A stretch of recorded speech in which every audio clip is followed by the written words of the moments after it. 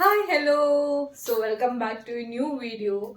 So today we are going to see a new topic. Okay. So this topic is nothing but solubility enhancement techniques. What? Solubility enhancement techniques.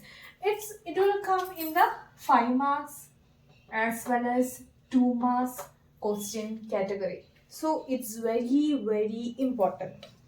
So we will start from the base means we have to start from the solubility, right?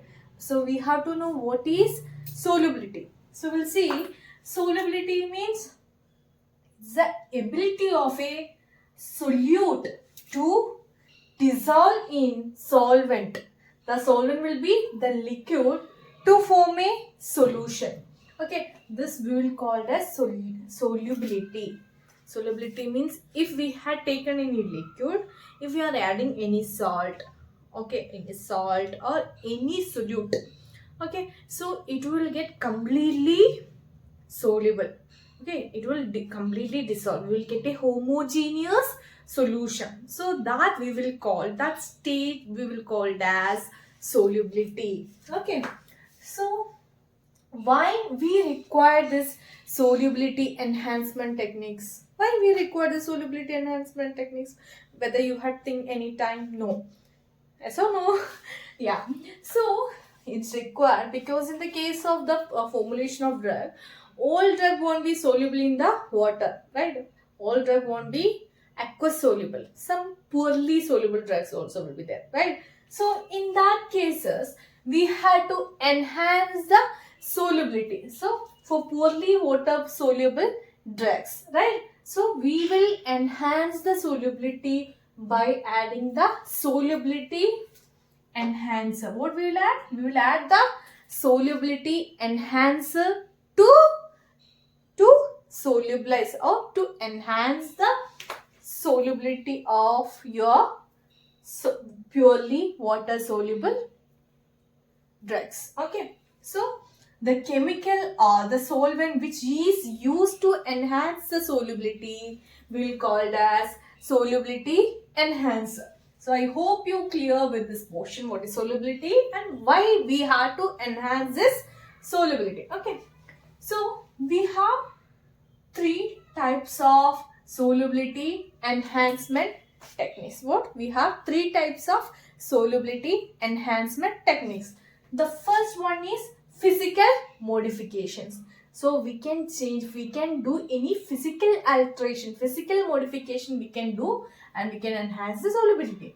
Second, we can chemically we can do any modifications to enhance the solubility. The third one is the miscellaneous category or miscellaneous methods. Okay. So these are the three main methods used to enhance the solubility. So first we are going to see about the physical modifications. So physical modification again are subdivided into three types. What are the three? Particle size reduction and modification of the crystal habit and drug dispersion in carriers. Okay, these are three. Okay, under the particle size reduction, again are of micronization and nanosuspension. Under modification of the crystal habit, again polymorphs and amorphous form. Under drug dispersion in carriers, we have eutectic mixtures, cryogenic techniques and solid dispersion. So first we will see the physical modifications. Okay, so now we will see one by one what are the physical modification, how the particle size is reduction is helping to enhance the solubility. So one by one we'll see now. Yeah, now we will go for the first one in detail, that is what physical modifications. So if we do the physical modification, we can to alter the drug's physical state. We can alter the drug's physical state or we can modify or to enhance its performance. So especially in the case of we can enhance its dissolution rate as well as absorption in the body. So under the physical modification, the first one is the particle size reduction. Particle size reductions. So if you reduce the particle size, we can increase the surface area of the drug particles. What? If you reduce the particle size, we can increase the surface area of the drug particles. So if we have the larger surface area which allows the drugs to interact with and dissolve into the bodily fluids more quickly. So it is critical for your absorption process. So if we reduce the particle size, what will happen? It will increase the surface area of our drug particles. So if the surface area is, we have the larger surface area which allows the drug to interact with and it will dissolve with the body fluids more quickly, and if dissolve more quickly means we will get the quick absorption. Okay, so the boy will get the therapeutic activity faster, right? So under the particle size reduction, we have here two. That is one, micronization and nano suspension. Under the micronization means the technique which we are reducing the particle size into the micrometer range. Micrometer range is typically 1 to 10 micrometer. 1 to 10 micrometer. Okay. 1 to 10 micrometer. Okay.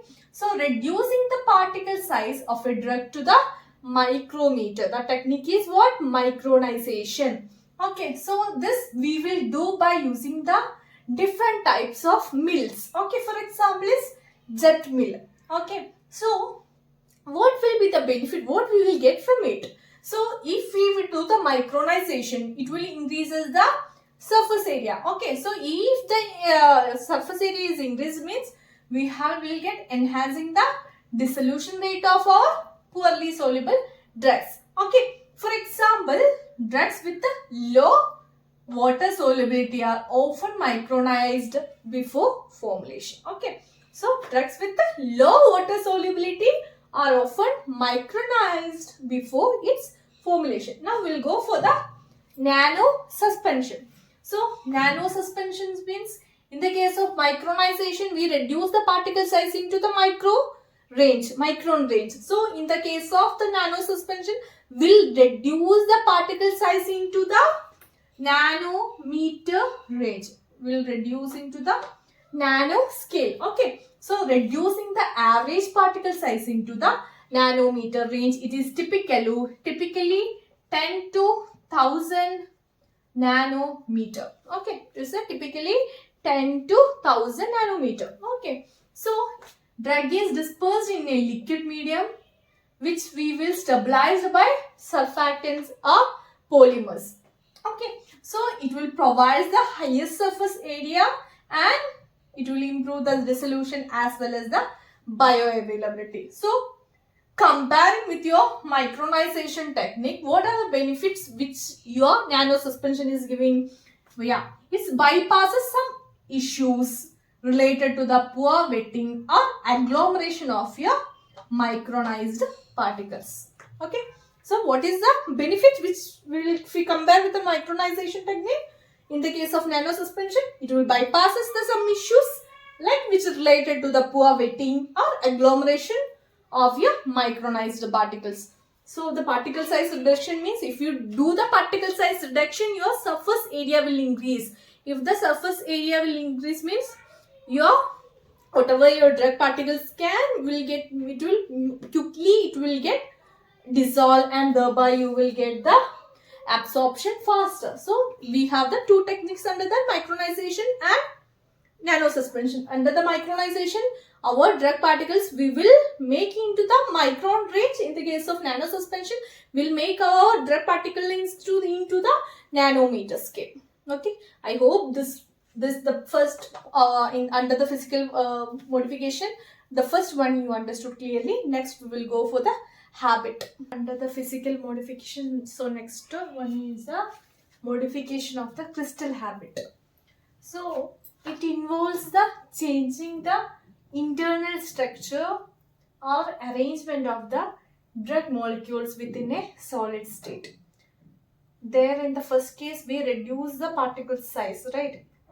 We have reduced the particle size of the particles. We reduced. In this case, in the arrangements of our drug molecules internal structure, we are breaking or we are changing to enhance their solubility. So we have different crystal habits. So each crystal habit having the different physical properties. So we'll see polymorphs and amorphous form. So in the case of polymorphs, polymorphs means a single chemical compound that can exist in more than one crystal form. What? A single chemical compound that can exist in sorry, more than one crystalline form. So this different forms will call as the polymorphs, right? So have the same chemical structure or chemical formula but different crystal lattice. So what is this? Polymorphs means a single chemical compound which exists in more than one crystalline form. So these different forms have same chemical formula but it is having the different crystalline lattice. So this will called as polymorphs. So the polymers differ in properties like melting point, density and solubility and dissolution rate. So what are the applications of your polymers? So the researchers look for the metastable polymorphs. Metastable means metastable polymorphs are the less stable polymers. So okay, so as it is having a higher free energy, okay, so therefore we will get, if the higher free energy means we have the greater solubility and thereby we will get the faster dissolution rate compared to the most stable form. So when we are selecting the polymers, so the researchers is now proved that metastable means less stable polymers are good, which is having the higher surface area. If the surface area is more means we'll get the higher solubility as well as we can lead to the faster dissolution compared to the stable polymers. Okay. Next we will see the amorphous form. Amorphous form means what? A solid form. It is also a solid form where the molecules are arranged randomly. Here the molecules are arranged in the randomly without a defined crystalline lattice. It is not having any defined structure. The molecules in the amorphous form is randomly arranged. Okay. So this amorphous state is the least thermodynamically stable. So since it's randomly arranged, we can tell this amorphous state is least thermodynamically stable and has highest free energy. If the highest free energy means what? It resulting in the maximum solubility and dissolution rate compared to the crystalline form. Okay, crystalline form is our, in the case of the polymers. Okay, so what is the challenge of our amorphous form? What is the challenge which we are facing if we are using the amorphous form? So the amorphous forms are often unstable. We know, right? Amorphous forms are often unstable and can spontaneously convert back to a more stable crystalline form over time. So which must be prevented during the storage. So this is the challenge of using the amorphous forms of a drug. Okay. So now we will see the drug in carriers. So drug in carriers means what? This involves dispersing the drug into an inert, usually water soluble, solid matrix. Where? Into a solid matrix. That solid matrix will call it as a carrier to enhance the dissolution by trapping the drug in a highly dispersed amorphous state. What? We are going to disperse our drug into a inert, okay, inert water soluble solid matrix. Okay, that solid matrix we are going to call as a carrier. So to enhance the dissolution by trapping our drug in a highly dispersed or amorphous state. Okay, so under this drug dispersion in carriers, we want to study three. Okay, so the first one is the eutectic mixtures. So what is this eutectic mixture? So this are the mixtures of two components. Okay, two components mean one will be the drug and another will be the carrier. Okay, so that melts and solidifies at a single temperature. So this drug and the carrier, these two components is going to melt at a single temperature. That means it is going to melt and it is going to solidify at a single temperature. So that temperature we are going to call it as a eutectic point. What is that? Eutectic point. So which is lower than the melting point. So this eutectic point is the lower than the melting point of your pure component. Okay. So upon solidification, the components will separate. Okay. So which will result in a fine intimate dispersion of your drug crystals within the carrier matrix. So this dispersion will enhance the drug dissolution.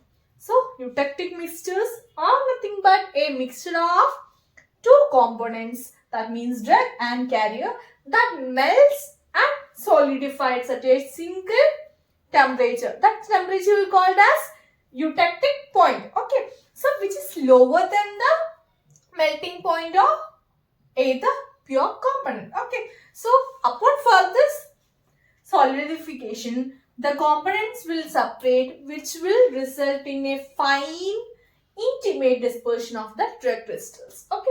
Within the carrier matrix. So the dispersion enhances the drug dissolution. Okay. Next we will see the cryogenic techniques. Okay. So the cryogenic techniques we will also call it as freeze drying. What? Cryogenic techniques or freeze drying. So in that, drug and the carrier, okay, are dissolved in a solvent. So the solvent, usually we use the water. Okay. So and we are going to frozen and then the solvent is removed by sublimation. Sublimation or freeze drying. Sublimation, I hope you people know, sublimation means we are converting a solid into gas without going to the liquid phase. That's what sublimation. Directly we are going to make into gaseous form. Okay. So this rapid freezing and drying process can trap the drug molecules in a amorphous or highly dispersed state with the porous carrier matrix. So which will prevent the crystal growth, which is leading to the enhanced dissolution upon reconstitution. Okay, so the cryogenic technique means what? We are taking a drug and carrier, which we are going to dissolve in a solvent. That solvent will be the water. Okay, then we are going to frozen it, and then the solvent is removed by using the sublimation. Okay. So directly we are making the solid into gaseous form. Okay. So this rapid freezing and drying process can trap the drug molecules in an amorphous or highly dispersed state with the porous carrier matrix. So which will prevent the growth of crystal growth and which is leading to the enhanced dissolution upon reconstitution. I hope you people understood. Okay. If any doubt you have means please comment in the comment section. Now we will see the third one in the carriers. Okay. So that is what? Solid dispersion. So now we have to make a dispersion of the solid. So how we are going to make? So the solid dispersion is nothing but a system where the drug is dispersed in an inert solid carrier. Okay. That inert solid carrier may be polymer or sugar. at the solid state. So it can be molecular solution, a crystalline solid dispersion, or a simple mixture. Okay. So when the solid dispersion comes into contact with the water soluble carrier will dissolve quickly. Okay. So which will release the drug in a highly dispersed or molecularly dissolved form. Okay. So which dramatically will enhance the dissolution rate of the poorly soluble drug. Let me repeat once again, that is, solid dispersion means we are making a dispersion, okay, of drug which is going to disperse in a inert solid carrier. That solid carrier will be either sugar or the polymer, okay, at a solid state. So it can be molecular, that means amorphous, okay, solution, a crystalline dispersion, or a simple mixture. Okay, this is what the solid dispersion. So when the solid dispersion will comes in contact with the water, so the water soluble carrier which we used will dissolve quickly. Okay, so if it dissolves quickly, it will release the drug in a highly dispersed or molecularly dissolved form, okay, which dramatically enhances the dissolution rate of the poorly soluble drug.